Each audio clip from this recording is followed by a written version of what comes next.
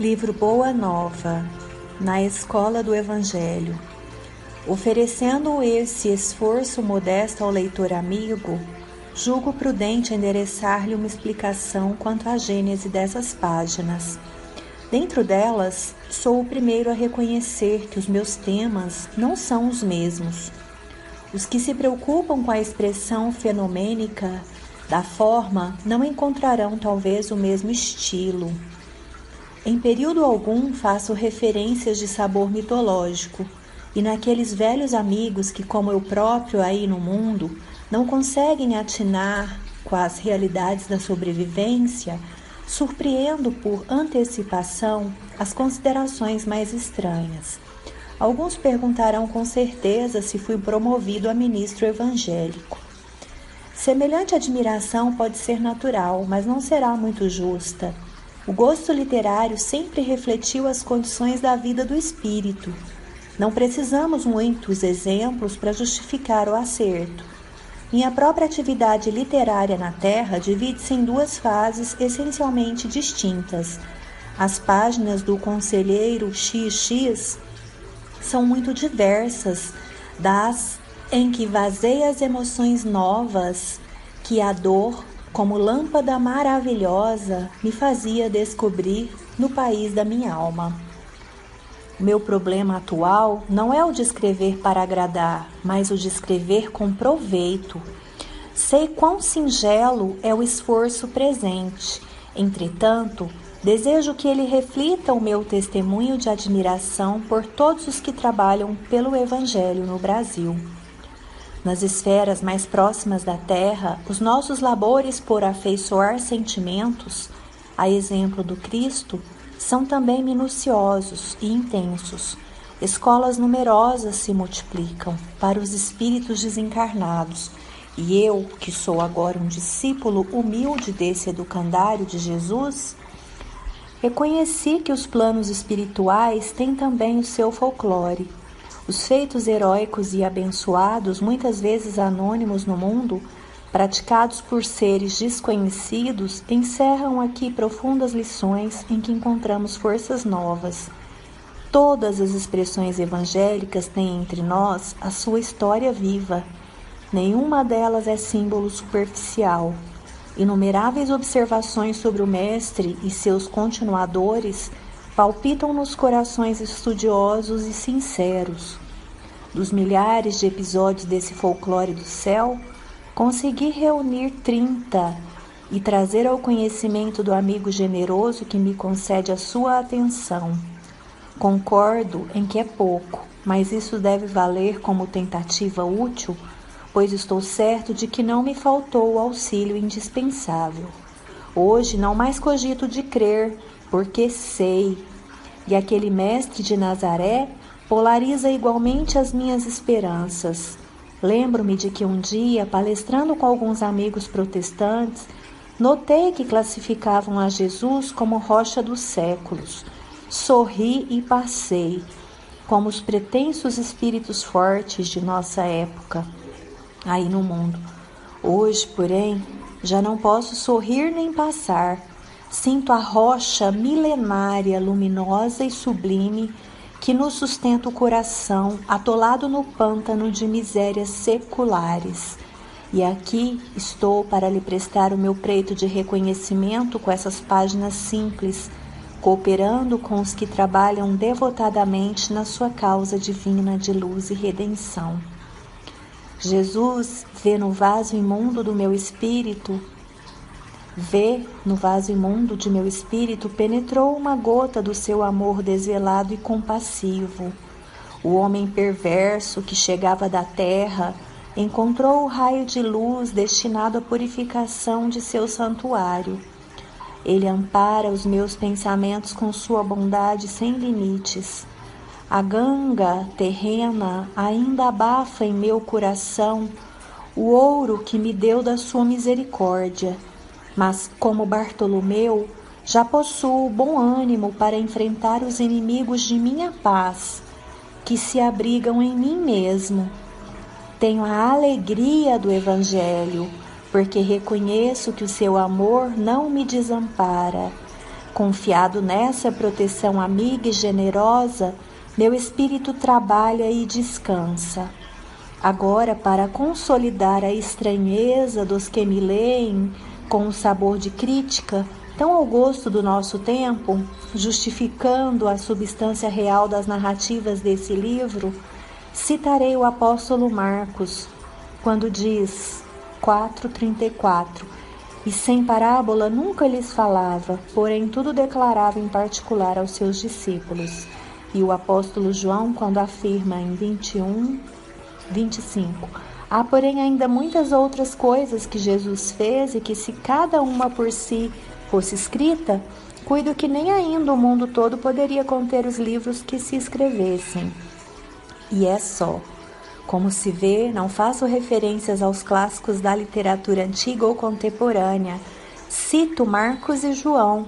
É que existem espíritos esclarecidos e espíritos evangelizados. E eu agora peço a Deus que abençoe a minha esperança de pertencer ao número destes últimos. Pedro Leopoldo, 9 de novembro de 1940, Humberto de Campos. Boa Nova. Os historiadores do Império Romano sempre observaram com espanto os profundos contrastes da gloriosa época de Augusto. Caio Júlio César Otávio chegara ao poder, não obstante o lustre de sua notável ascendência, por uma série de acontecimentos felizes.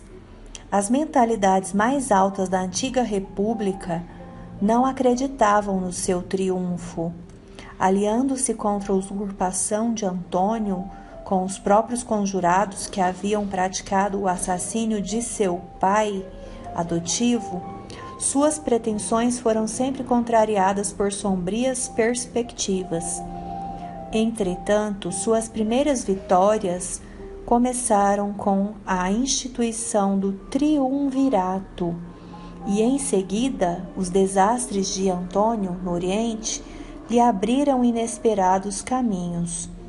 Como se o mundo pressentisse uma abençoada renovação de valores no tempo, em breve todas as legiões se entregavam sem resistência ao filho do soberano assassinado. Uma nova era principiara com aquele jovem enérgico e magnânimo. O grande império do mundo, como que influenciado por um conjunto de forças estranhas, descansava numa onda de harmonia e de júbilo, depois de guerras seculares e tenebrosas. Por toda parte levantavam-se templos e monumentos preciosos. O hino de uma paz duradoura começava em Roma para terminar na mais remota de suas províncias, acompanhado de amplas manifestações de alegria por parte da plebe anônima e sofredora. A cidade dos Césares se povoava de artistas, de espíritos nobres e realizadores. Em todos os recantos permanecia a sagrada emoção de segurança, enquanto o organismo das leis se renovava, distribuindo os bens da educação e da justiça. No entanto, o inesquecível imperador era franzino e doente. Os cronistas da época referem-se por mais de uma vez às manchas que lhe cobriam a epiderme, transformando-se de vez em quando em dartros dolorosos. Otávio nunca foi senhor de uma saúde completa. Suas pernas viviam sempre enroladas em faixas e sua caixa torácica convenientemente resguardada contra os golpes de ar que lhe motivavam incessantes resfriados. Com frequência queixava-se de enxaquecas que se faziam seguir de singulares abatimentos. Não obstante, nesse particular, padecia o imperador das extremas vicissitudes da vida humana. Ele, que era o regenerador dos costumes, o restaurador das tradições mais puras da família, o maior reorganizador do império, foi obrigado a humilhar os seus mais fundos e delicados sentimentos de pai e de soberano, lavrando um decreto de banimento de sua única filha, exilando-a na ilha de Pandatária, por efeito de sua vida de condenáveis escândalos na corte, sendo compelido mais tarde a tomar as mesmas providências em relação à sua neta. Notou que a companheira amada de seus dias se envolvia na intimidade doméstica em contínuas questões de envenenamento dos seus descendentes mais diretos, experimentando ele assim na família a mais angustiosa ansiedade do coração. Apesar de tudo, seu nome foi dado ao século ilustre que o vira nascer. Seus numerosos anos de governo se assinalaram por inolvidáveis iniciativas. A alma coletiva do império nunca sentira tamanha impressão de estabilidade e de alegria. A paisagem gloriosa de Roma jamais reunira tão grande número de inteligências. É nessa época que surgem Virgílio, Horácio, Ovídio, Salustio, Tito Livio e Mecenas como favoritos dos deuses. Em todos os lugares, lavravam-se mármores soberbos, esplendiam jardins suntuosos, erigiam-se palácios e santuários, protegia-se a inteligência, criavam-se leis de harmonia e justiça, num oceano de paz inigualável. Os carros de triunfo esqueciam por algum tempo as palmas de sangue, e o sorriso da deusa Vitória não mais se abria para os movimentos de destruição e morticínio. O próprio imperador, muitas vezes, em presidindo as grandes festas populares, com o coração tomado de angústia pelos dissabores de sua vida íntima, se surpreendeu testemunhando o júbilo e a tranquilidade geral do seu povo, e sem que conseguisse explicar o mistério daquela onda interminável de harmonia, chorando de comoção, quando do alto de sua tribuna dourada escutava a famosa composição de Horácio, que se destacavam entre os versos de imorredoura beleza.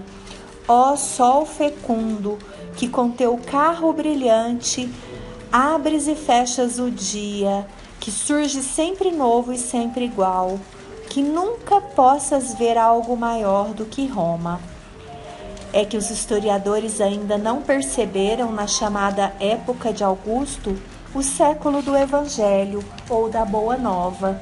Esqueceram-se de que o nobre Otávio era também homem e não conseguiram saber que, no seu reinado, a esfera do Cristo se aproximava da terra, numa vibração profunda de amor e de beleza.